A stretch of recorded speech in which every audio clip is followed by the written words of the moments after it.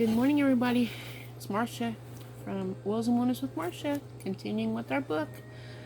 And the title for today is It Started with a Christmas Card by DeAnn Barth. Okay, Martha Stewart was my role model when I first started having kids and was thrown into this world of being a stay-at-home mom. Like Martha, my house was always spotless. My children left the house with their pacifier always matching their outfits. And I didn't walk out the door until my hair was perfect and I had a smile on my face. I didn't take a single nap when I was on maternity leave. Ladies, may I repeat that again? Not a single nap. Supermom. On the outside, you would have been impressed. You would have said, "Wow, that lady has it together." The reality was I didn't. As I left Martha for constantly scrolling Pinterest to find my next super mom idea, I lost my grip on reality. I would yell at my kids if I messed up the perfectly folded laundry. If they messed up the perfectly folded laundry.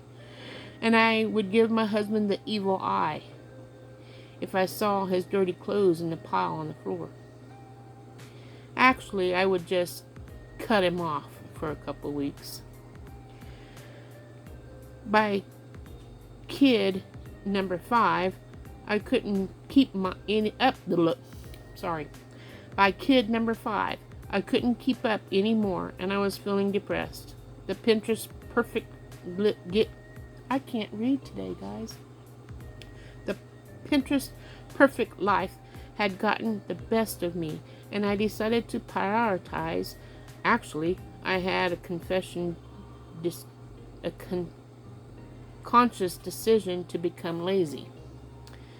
It started with our Christmas card. I just ran out of time. I didn't have the kids' outfits picked out for the photograph booked. No theme, and I had no idea what the perfect location. So I did what I thought was best. I got lazy.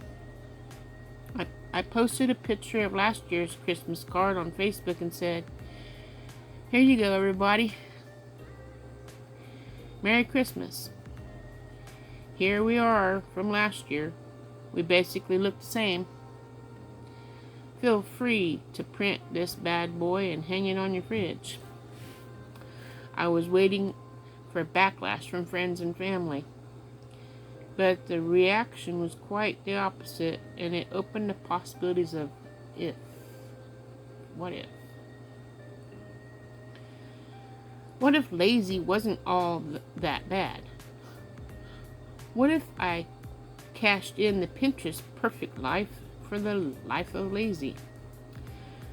The next thing that fell victim to my lazy ways was leftovers and food storage. I opened the fridge to start making dinner, and way in the back I found a long-lost Tupperware container from last week, and I think it was spaghetti with meatballs. But I was afraid to look. I walked over to the sink and I started to crack the patent tight seal when I remembered my Christmas card. I immediately walked over to the garbage, thought about it for a minute, hesitated, and then it hit me. Hesitated, and then threw it in the trash can. Literally. This has now become status quo. The funny thing is that this past Christmas, I got all new Tupperware, and I gave it 6 months tops. Laziness continued. I actually spilled a bag of chips in the pantry. I accidentally spilled a bag of chips in the pantry. I looked at the vacuum, smiled, and called over to the dogs. Problem solved. Folding clothes straight from the dryer, I discovered I had 3 unpaired socks. Rather than searching for their mates, I threw them away. More lazy. The dishwasher just finished running, but I have one dirty dish in the sink, and I dropped it in and reran the entire load. Blasphemy. At times, I would fall back to my old ways of perfection, but it didn't last long. On the first day of school in the fall, all 5 kids left the house with perfectly pressed clothes, and their style was on point. Their lunches were magazine-worthy. Think whole wheat tortilla with cream cheese, spinach, and turkey cut into tiny pinwheels, accompanied by perfectly cored and pared apples with sun butter and raisin sprinkles. Not peanut butter. Sun butter.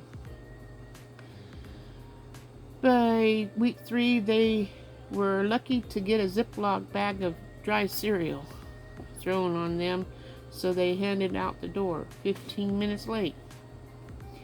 Being lazy in some areas of life has given me the time to make my marriage and life better and more enjoyable. It's okay if my pantry is unorganized and I leave a dirty dish in the sink overnight. The world isn't going to end if I go to dinner and a movie with my husband instead of making sure the laundry is finished. I'm happy to sacrifice the perfect meal with my kids for a quality conversation. However, I also learn that I must keep my laziness in check. It's easy being lazy. I'm totally fine never spending another minute on things that don't matter.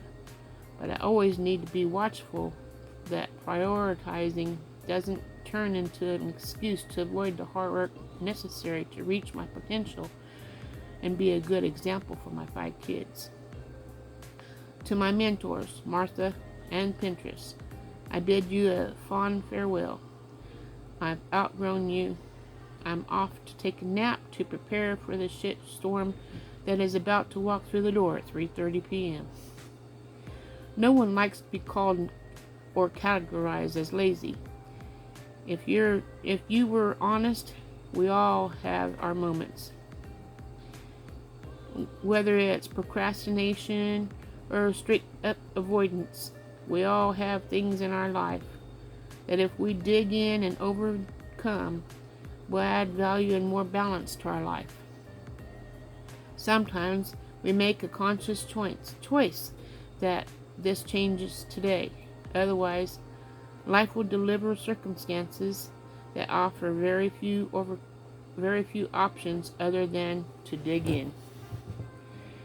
So I think I learned something from this one today. Like it said, sometimes we make a conscious choice that this changes today. So name something in here that changes your day. Is there anything that's changed just from me reading this that make you want to change something that you're doing to make your life with your family a little better? Maybe a little more organized? I don't know. But I think instead of saying I'm going to do something, I need to just do it. That's what I learned today.